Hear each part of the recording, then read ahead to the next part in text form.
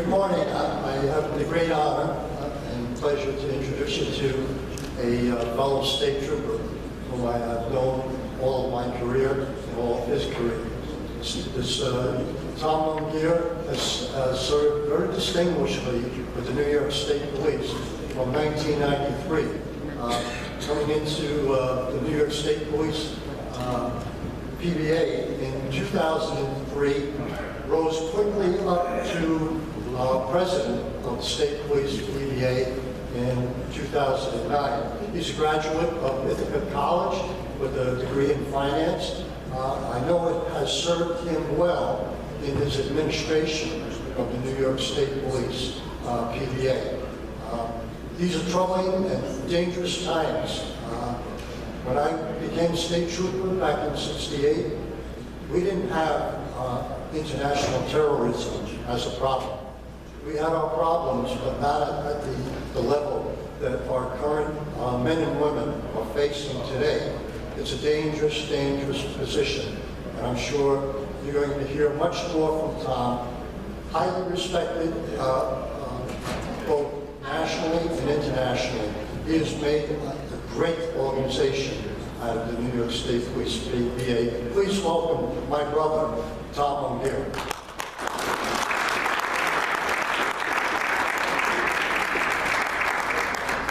That introduction, I better not mess this up. Thanks, Jack. I appreciate it. Jack actually, we come from the same troop. Jack actually hails from my county down in Sullivan County. He actually went to school with my mother-in-law. So, we go same roots way back. As Jack said, I started as a trooper in 1993. I've been president of the PBA in my 11th year. So I kind of seen both sides. I'm still a road trooper. If I stop being president today, I'd go back and get in a patrol car and ride around and probably need one of the younger troopers to ride around with me for 6 months to have me catch up on all the technology and what have you. But we'll have to see. But the job that I came on in 1993 essentially was the same job Jack came on in 1968. Same paperwork, same way we did things. Also, the community attitudes and what have you out there that we dealt with were somewhat the same also. You know, things have definitely dramatically changed in this last decade. It's a very dangerous job still. We've had 26 troopers lose their lives in the line of duty this past 10 years. That includes 10 from line of duty, cancer-related, from the terrorist attacks on the World Trade Center in those response. I was a first responder down there, and for what that terrorist attack, for what they did to us, the firefighters, the police, troopers, the first responders, they're still suffering from that to this day. We just lost a trooper a couple weeks ago to cancer. But I've seen quite a bit in my time up in Albany. I represent almost 4,000 uniformed troopers in New York State, across the whole state. And instead of our job getting easier with technology, it's getting harder and harder, mostly from the attitudes in Albany and the way the laws are being passed. The old adage is, especially with the troopers, we're removed from politics. We do not create the laws, but we enforce them. That's what we're tasked to do. And we will, we're given orders and we'll, do what we have to do, but it doesn't mean that our job has gotten any easier. I'm sure you've, seen over the past, number of years, there seems to be an anti-police sentiment out there, mostly focused in a lot of cities across the country. I don't really see it when we're getting out in rural New York and upstate and what have you. There's a lot of respect for law enforcement, a lot of respect for New York State troopers in most of the communities upstate. A lot of stuff that needs the national news and what have you, or isolated incidents, but still, that's what seems to garner the pages, and then creates, ideas to change what our system here in New York. And last year we saw a huge change, a seismic shift in the way we do business. The bail reform. I'm sure everybody here has heard ad nauseum things about the bail reform. And I'm not going to go over and go pick apart every little piece of it, but I'm here to relate how it affects, the policing and what we have to do actually to gear up and protect ourselves and protect, the citizens of New York State. Unfortunately, this is basically creating a revolving door that definitely jeopardizes public safety. As you know, and you probably heard, it was pretty much pushed by a case. They bring it up, Bronx teenager, his name was Khalif Browder, spent 3 years at Rikers Island because his family couldn't raise the $3,000. It was a lesser crime. In the end, the charges were dropped, and he later committed suicide. And that was their rallying point, a lot of the activists, to try to push the bail reform. And again, I stand here not, nobody deserves to sit in jail for 3 years when they're not convicted of a crime. But what happened as a result, it was such a change to our system that now it kind of throws everything into flux. One of the biggest things, and they point to other states that have bail reform, New Jersey, first and foremost.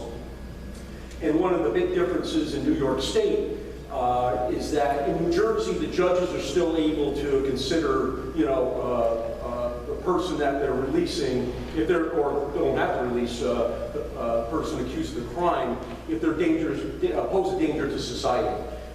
Bail in New York since its inception was to ensure that somebody returns to their court date, and also that there's that element is, are they still going to pose a danger and to society once they get out.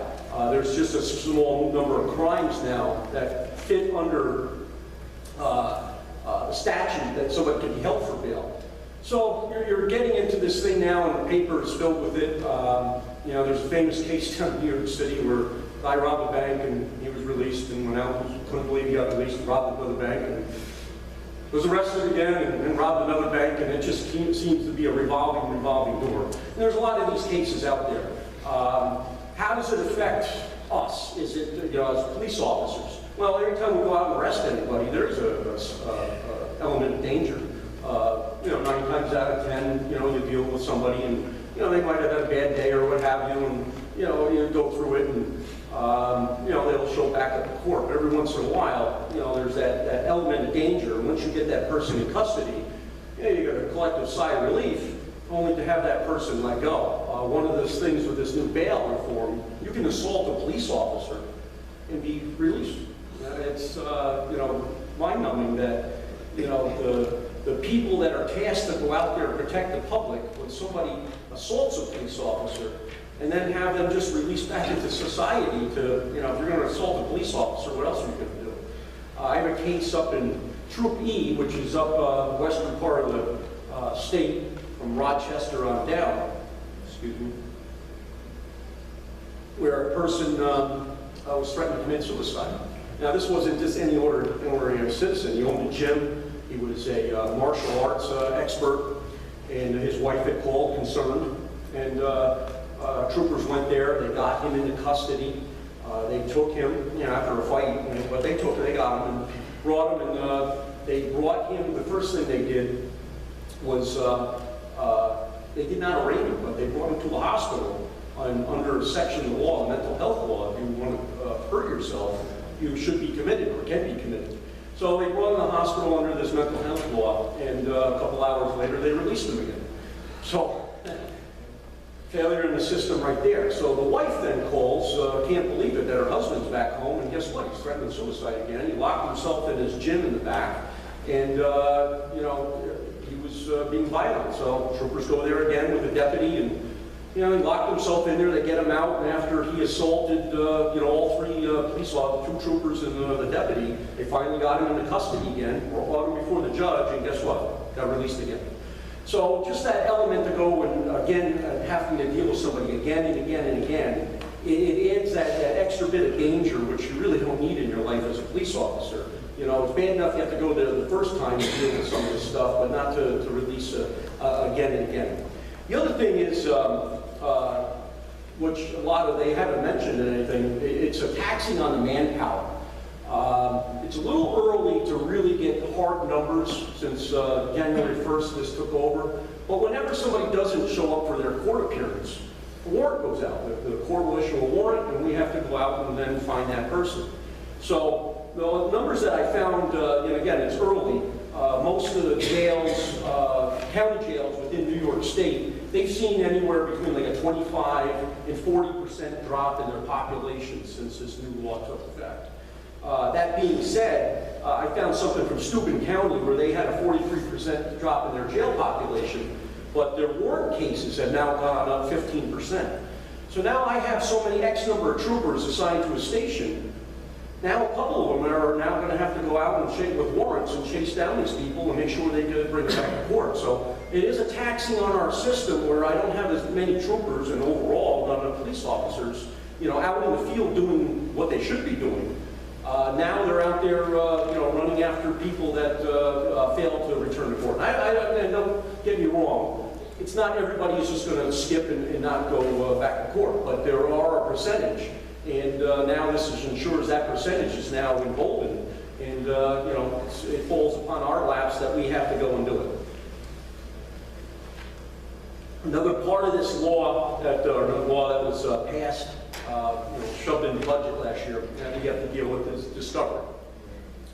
So, in the past, under the old state law, prosecutors were not required to provide all the material for discovery until the morning of jury selection.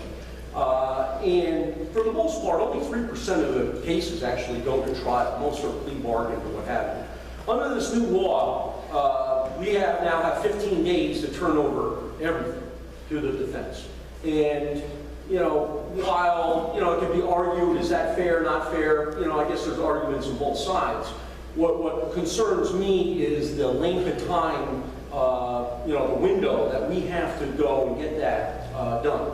Now, under this new law, again, it taxes our manpower, and that's, the stance or the position I'm speaking from.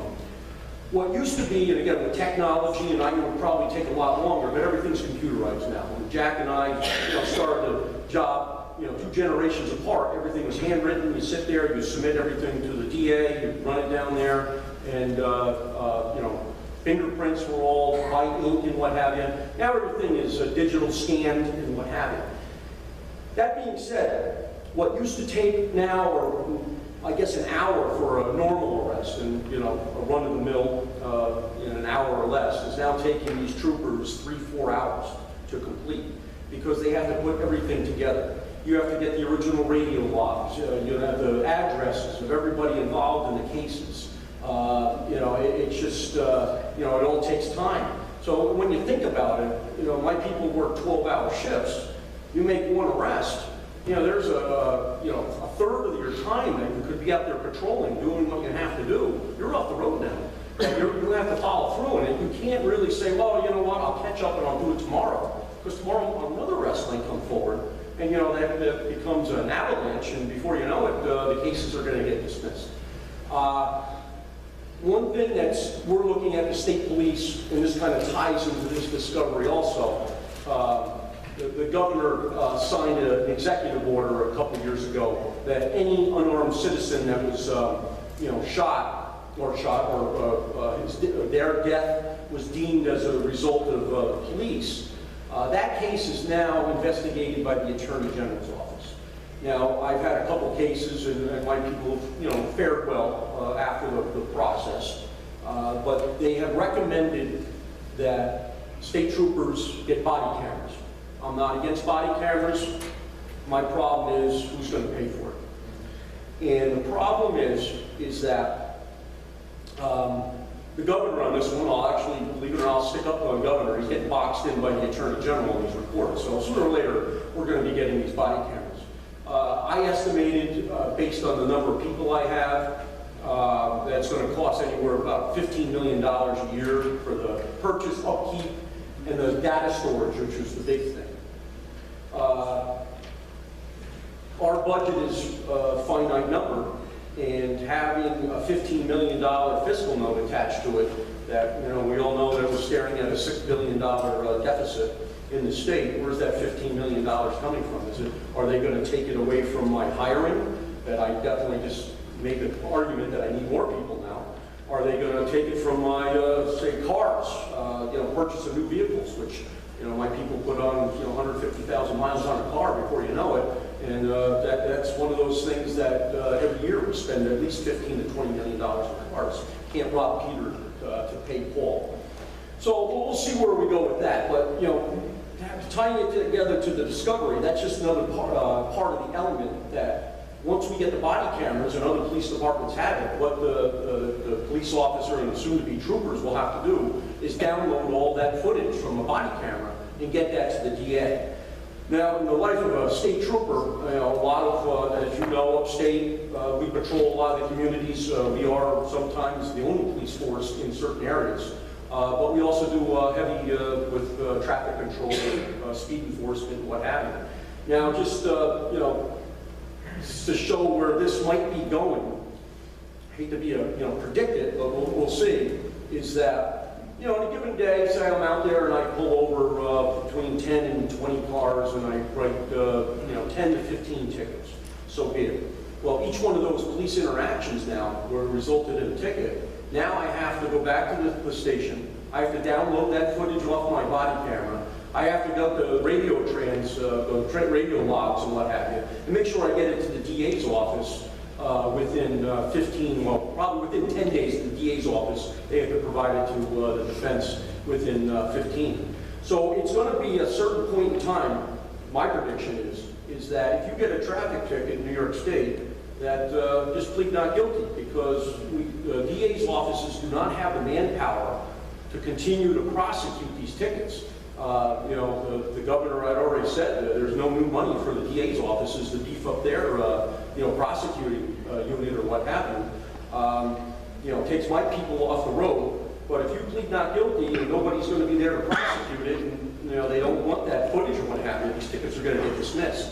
Now again, I think a lot of people have gotten tickets, and you probably wouldn't mind to see them get dismissed, but it continues, it starts to, it's going down the slope. I'll also have me included before I think I received one.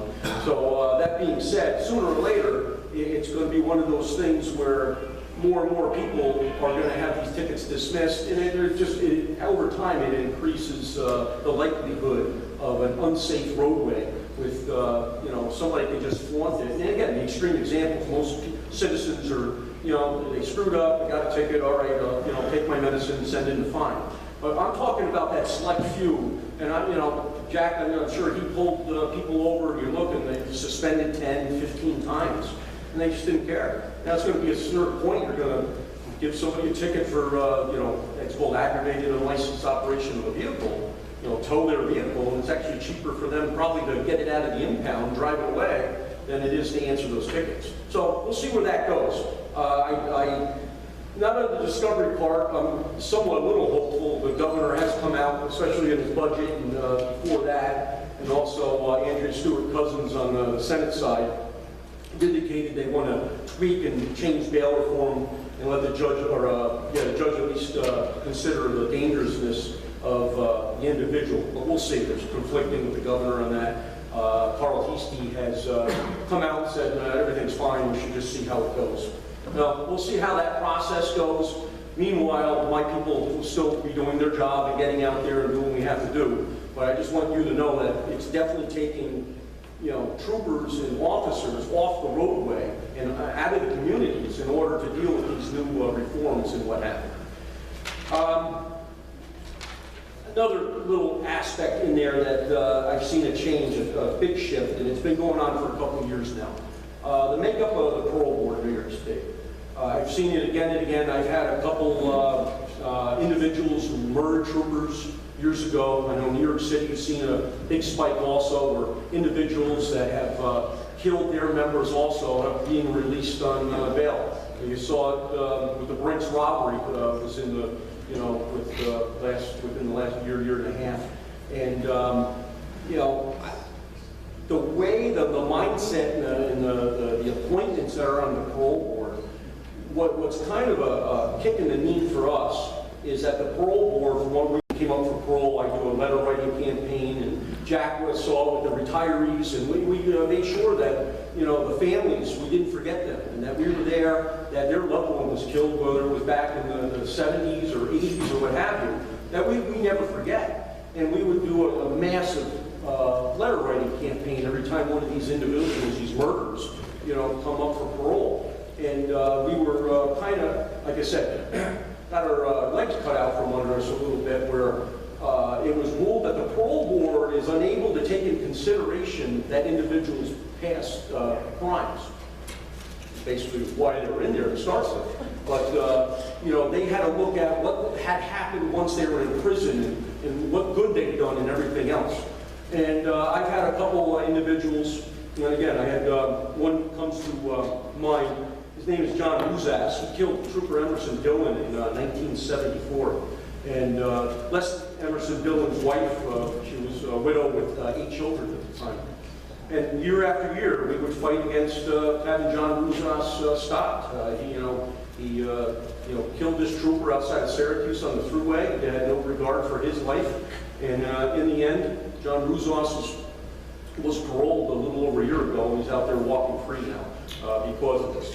So again, the pendulum is now swung so far over to the left on that sort of thing that you know, something's got to change. It's for the most part, it's a flash, it's a news story that's there for a little bit, and then, you know, the general public forgets about it until the next time it happens.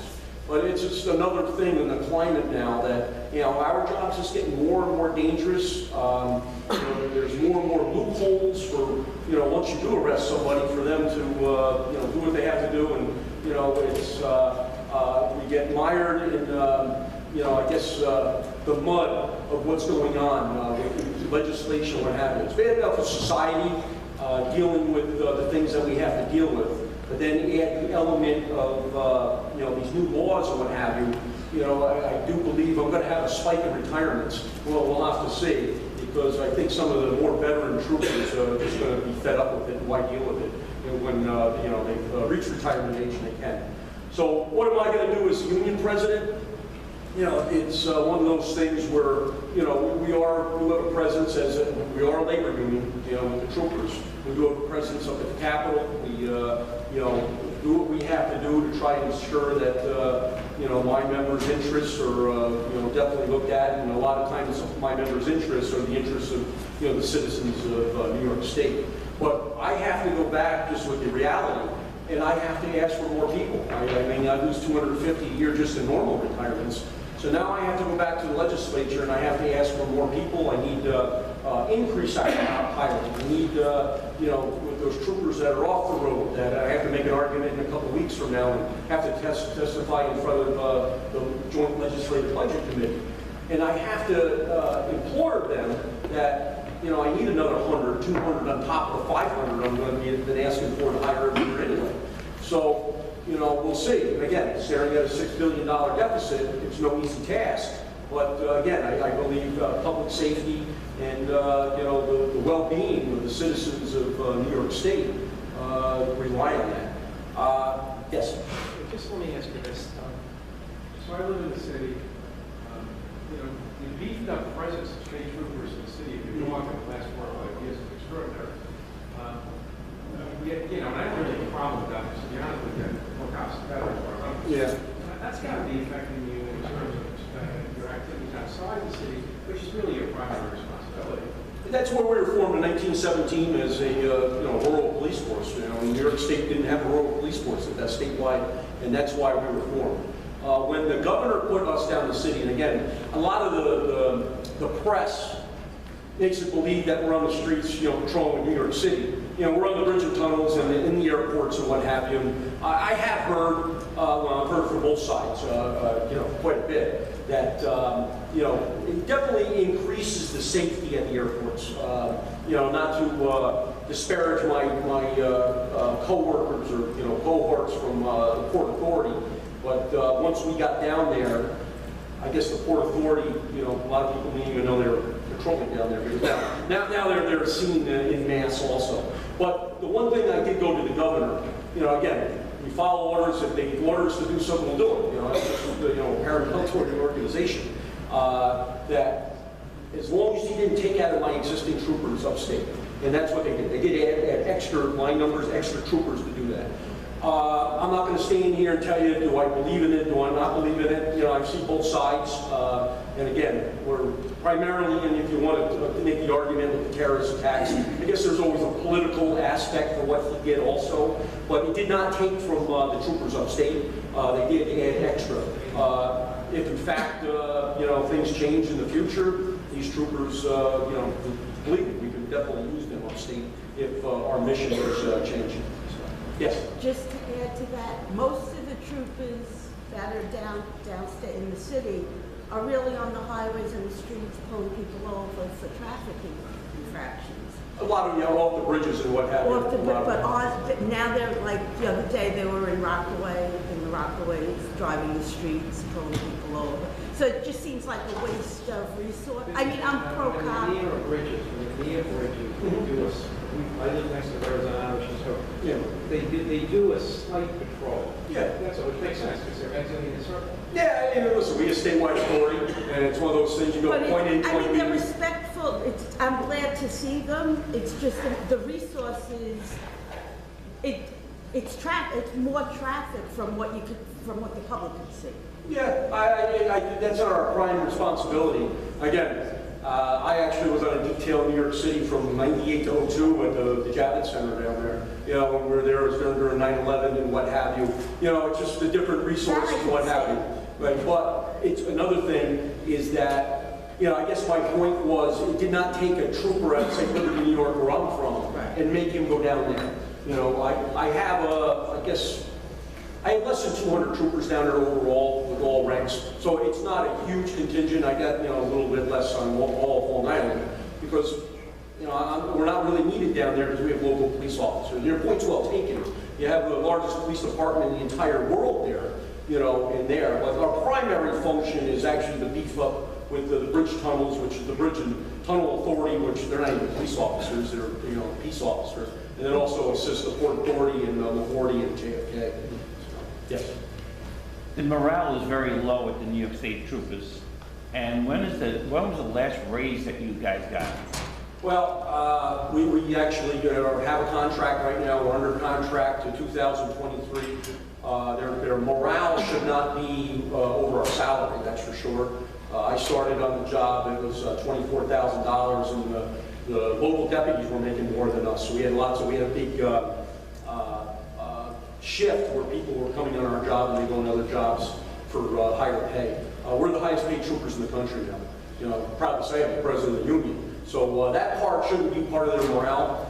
We do make more than just about every police department in the state because, and our argument has always been because of our training, because that at a moment's notice we could be deployed to Dannemora and be up there for a month or what have you. 9/11, you know, they put us down to Louisiana. You know, so it's one of those things where if there's a morale problem, it depends where you go, but it should not be because of the financial aspect. Does the governor respect the New York State Troopers? I gotta say, you know, and even my members are surprised. I actually have an all right relationship with the governor, with me personally. You know, he's dealing with him as, you know, just like anything else, but I do have that rapport, and we have, I'll give you an example. Under Governor Patterson, we went 3.5 years without hiring anybody. We were in tough shape. We were pulling back from different things, and we had to pull our resources. One thing, and you know, actually did make me very angry. They took the school resource officers, you know, the troopers out of the schools because we didn't have enough people. That being said, since the governor's gotten in there, he has given us classes. We're at our highest mark ever, even though we have more duties, so we get stretched more. And then the aforementioned stuff I just went through. But you know, he has given us you know, fair contracts and what have you. So now, listen, I stand here as a police officer, you know, for 27 years. You know, the governor's politics are not my politics, but as the union president, you know, I can sit down and I do believe he does hear that. So, you know, again, it's just one of those things I have to deal with as president. But, you know, to answer your question, that was a long-winded answer. But overall, I do believe he does respect the troopers. There one last question, Larry? I want to go back to the new criminal law, the daily form of discovery. Yeah. I think every person in this room should understand that it's not just affecting police. It's also affecting other places like code enforcement, building departments. The tax dollars you're talking about in discovery, what they're asking for in discovery is so broad that the time frame will triple or even 4 times the amount you do for normal preparation for your cases. You're talking about increased staffing, you're talking about stuff not being prosecuted because you just can't get to everything.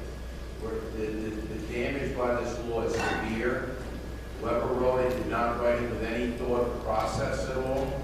Their intent is like a pendulum. When they swing it, it never ends here. It's either here or there. And we have an uphill battle. I'd like to speak to you afterwards because that's one of the reasons why I'm here today is to try to work on that. That has to be repealed or modified in great detail or we're going to have major problems going forward. Yeah, that's a good point. I stand here as a special interest, you know, with just police officers, you know, troopers more specifically. But yeah, you're right. The prosecutors and everybody else, it's just you know, the effect, it just keeps you know, growing and growing. But yeah, that's a good point.